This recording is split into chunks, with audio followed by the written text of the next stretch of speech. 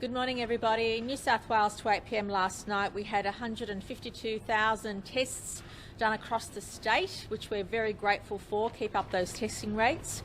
We had 452 cases of community transmission, and we know that at least 50 of those would be infectious in the community, with a number of cases still under investigation.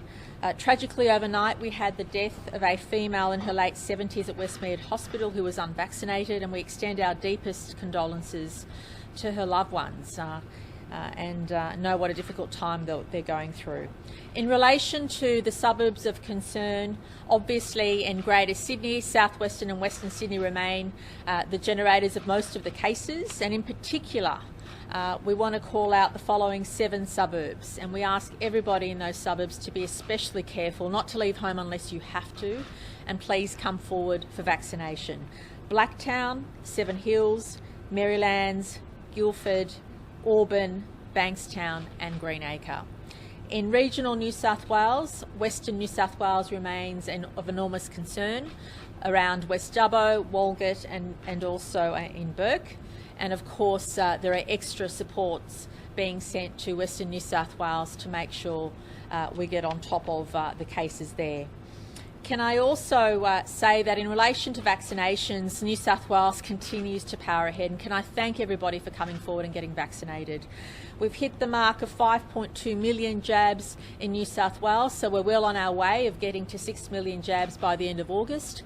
Can I thank everybody who's come forward? That is an outstanding effort, and we now have nearly 52% of our population across the state with at least one jab. And we're really keen for everybody to look up their suburb, which is now publicly available, to see what the vaccination rate is in your suburb. We're especially keen to make sure the vaccination rate is higher and remains high in Western and Southwestern Sydney.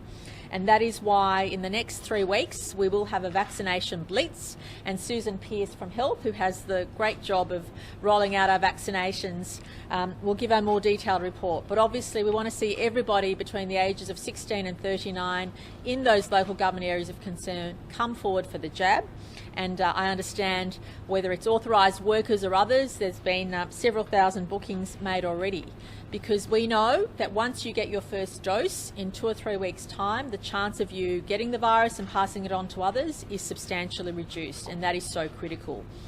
In addition to that cohort of authorised worker and younger people, in fact today I can say that in the last 24 hours 75% of our cases in New South Wales were people under 40. And that's why those extra jabs that we've received from the Commonwealth will be put straight into the arms of 16 to 39-year-olds in those local government areas of concern. That will protect them and their loved ones, but also protect anyone coming into contact with them in our workplace. And that is critical. It will also curb the infectiousness of the disease in those communities, which is so important. Can I also do a special call out for everybody across New South Wales who's over 70 years of age? The vaccination rates are okay in that age group. They're between 70 and 80% depending on the community you're in, but we want to see that higher. We want to make sure that older members of our community are protected, and so no matter where you live, no matter your circumstances, if you're over 70, please go to a New South Wales site, or if you live in the regions, contact your GP or your pharmacist or your local area health service to find out where the closest place is you can go and get a jab. I also wanted to make a few points about our vaccination strategy. Obviously, we're very keen to make sure we hit the 70% double dose and 80% double dose targets. Now, at this stage, those targets will be met at the end of October for 70% double dose and mid-November for 80% double dose. And I want to make this very, very important point, that life will be much freer than what it is today once we get to 70% and 80%. It doesn't mean we'll be completely free. It doesn't mean that we will let the virus be rampant in the community no matter our number of cases, but it will be freer than what it is today. And I really want to stress that point. We also gave an undertaking that in September and October, which will be our most difficult months, there's no doubt that September and October, until we get to that 70% double dose, the challenge for us as a team, as a government in New South Wales will be, how can we keep our citizens safe and as free as possible during those difficult months? And once we get to 6 million jabs, we will be able to consider opportunities for what we might be able to do in September and October that we can't currently do. And I want to make that very clear. Does it mean we'll be living completely freely? No. But does it mean we'll be freer than what we're living today? Absolutely. And that's why I say to everybody, please feel encouraged to get vaccinated. Please feel encouraged to make sure you respect the health orders and the lockdown. And we envisage that case numbers in the next 2 or 3 weeks will bounce around and are likely to go up substantially. And we have to brace ourselves for that. But our key aim will be keeping people out of hospital and keeping people alive. And that's why the vaccination rate obviously helps us with that. Of course, we need to see case numbers come down, and once Susan Pearce gives you the update of how many people we're jabbing in those areas of concern in the next 2 or 3 weeks, that means that 2 or 3 weeks after people have been vaccinated, they will be protected, more protected in getting the virus, but also less likely to transmit to a high number of people. So please know that whilst we look forward to living life much more freely, where we're at with the case numbers in 70% or 80% will determine how free we are. But please know there will be extra freedoms than what we have today. And that is an absolute assurance. And once we get to 6 million jabs, we'll be calling upon Dr. Chan, who's already started to make considerations of what we can allow people to do who are vaccinated, and that's why I ask people to make sure they get vaccinated. There'll be opportunities for us to consider what things we'll be able to offer the community in September and October, which will be our most challenging months. And I just thank the community for the way in which you've responded to date. The vast majority of people are doing the right thing, and that's definitely the reaction and the feedback we're having from police on the ground. But as we know, even in other states, it only takes a handful of people on a couple of occasions to do the wrong thing, and we have setbacks. And our job through the extra police efforts is to reduce those setbacks, to make sure that we're not held back because a handful of people in a handful of situations are doing the wrong thing. So this morning now, Dr. McAnulty will give the health update. The Deputy Premier will talk about regional New South Wales. Deputy Commissioner Worboy will give a quick update on police operations. And then Susan Pearce, who's Deputy Secretary of New South Wales Health and responsible for the vaccine rollout, will talk about our ambitious plans to vaccinate nearly 600,000 people very quickly in the next couple of weeks. So I'll ask those people to come forward in a second. Thank you. Thanks very much, Premier, and good morning. Just report on the numbers from yesterday. There were 452 locally acquired cases of COVID-19 reported in New South Wales to the 24 hours to 8 o'clock last night. There were also 2 overseas acquired cases in that period. There's a record 151,767 tests were reported yesterday compared to 156,495. So it's great that so many people are coming forward for testing if they have the mildest of symptoms or if they're contacts of cases. In terms of hospitalisation, we're continuing to see large numbers of people in hospital, currently with 447 people with COVID admitted to hospital. 69 of those are in intensive care and 24 require ventilation.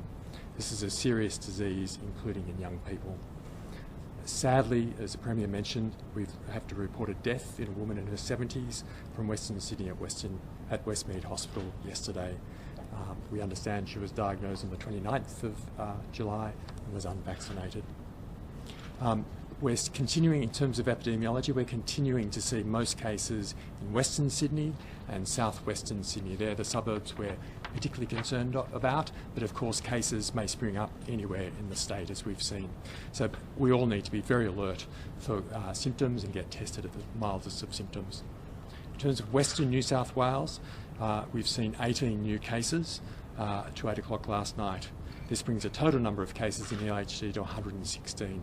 This is very concerning, and the local health district is working very hard with the community to find cases, increase testing rates, and make sure contacts are isolating and getting tested. In the Hunter, New England, we've had 10 new cases, bringing the total number of cases there to 130.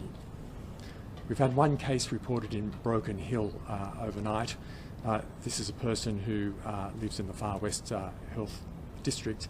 The person has been infectious for some days and has been in Broken Hill and Wilcannia.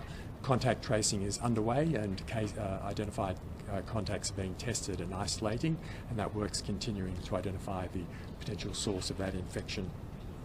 We've also had sewage detection in the last few days go off in test positive for fragments of the virus that causes COVID in Lennox Head sewage treatment plant. So although we have no known cases there, we're very concerned that there may be undetected cases in the community. So please come forward for testing if you've been in or live in Lennox Head, if you've got the mildest of symptoms. Thanks very much. Well, good morning, and can I start by passing on my condolences to the family of the lost loved one overnight. As we've already heard, significant issues and concerns around Western New South Wales. Cases overnight, the 18 new cases in Western New South Wales, 16 were in Dubbo, 2 in Bourke, and since the 8 o'clock reporting period of last night, we are also now aware of a case in Broken Hill. Our message clearly for everyone in the Western New South Wales part of the state is to go out and get tested. Any symptom, if you're not sure, get tested, because we've got to get ahead of the curve.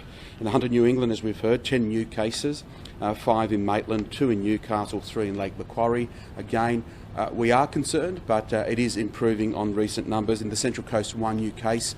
There is a new case in the Illawarra Shoalhaven in Shell Harbour, and the sewage surveillance in Lennox Head is of concern. What we are doing is refocusing our resources into the Central West and those areas of concern to get tested. We have a health system that is supported across the board, and of course my message to everybody in regional and rural New South Wales is to get vaccinated, to book in and get vaccinated. Don't be caught up in the AstraZeneca versus Pfizer debate. The reality is we don't have that debate when it comes to flu shots each and every year. We get our flu shot, we're not sure what that brand is, we just get on with it, and the same with the vaccine rollout. I encourage everybody to get vaccinated. I don't want to see in the future where regional communities are behind the targets set by the government because of the lacklustre approach of getting vaccinated. There are vaccinations out there. The GP network, the pharmacy network is growing each and every day in relation to vaccination, and of course our own clinics are out and about. We are focused on those vulnerable communities in Western New South Wales where we are concerned with vaccination, and again, my message to everybody, get vaccinated and help us stop the spread. Thank you. Good morning, Premier. Good morning, everyone. 579 infringement notices issued in the last 24 hours. It is a large number, but it's just reflective of Commissioner Fuller's commitment to policing and compliance around the public health orders. The message, if it's not already there, people must really start to understand and take heed that if you are going to breach public health orders anywhere in this state, you will be caught. The time is over in terms of warnings and cautions. Policing will continue at this level, not just tomorrow, not just this week, but over the next 21 days when we have police rostered to perform the Operation Stay at Home, and we'll continue to do that right across the state, reassessing every single day at the Police Operations Centre and matching our activity to where the police should be. A couple of incidents of note. Our welfare and compliance teams, Australian Defence Force and New South Wales Police, working together on the back of contact tracing information, went to a home in southwest Sydney yesterday morning and found a person that should be there, wasn't there. They made a number of inquiries and not that long after, that person returned to the front of the house in a motor vehicle. That person was spoken to by police and ADF, was issued a penalty infringement notice, stated that he'd hopped in his car and went out for some fresh air and hadn't been anywhere else. But the point is that if you are going to behave like this, yesterday over 2,300 houses visited. If you're going to behave like this, if you're going to step outside the health orders, you will be checked on. And you will get an infringement notice, and that person will continue to be checked on and make sure that they comply. There was another incident at Villawood where ADF and police went to that home to check on the welfare of people and the fact that a gentleman in the home was actually there. After some inquiries, it was found that his pregnant wife and children were feeling unwell, and that whole family, on the back of that welfare and compliance visit, were transported by New South Wales ambulance. to hospital.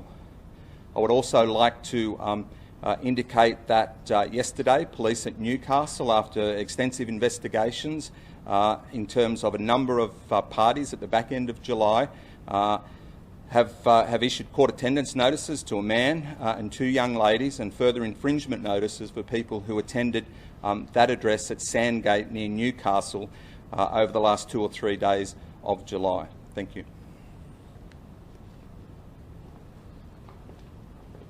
Thank you.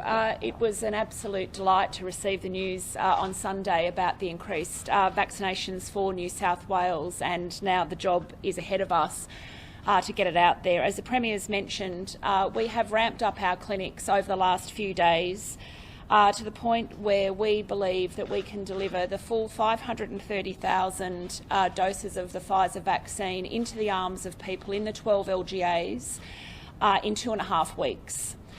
To do this, obviously, is a mammoth effort on behalf of our districts. Can I say thank you for the work that they're doing? They've been working day and night to be able to announce this today. We are throwing absolutely everything we've got at getting those doses into arms over the next 2.5 weeks.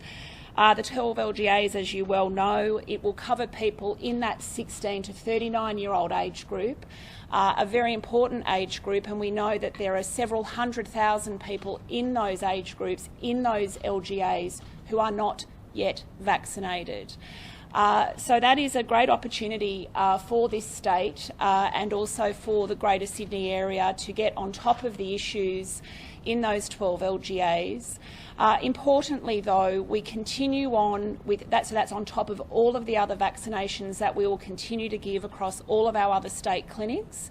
It's on top of the mobile outreach clinics that we're running each and every day. And just to give you an indication at the moment, the South-Western Sydney, Western Sydney and Sydney LHDs are out there every day doing mobile clinics at mosques, for refugees, for homeless people, for people in disability centres, for Aboriginal and Torres Strait Islander groups, mental health units, the Sudanese community in various places, and obviously food groups and the Pacifica community.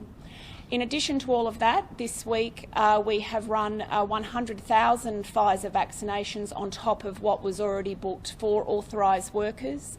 That link was published on Saturday at lunchtime. We already have 76,000 bookings against that 100,000.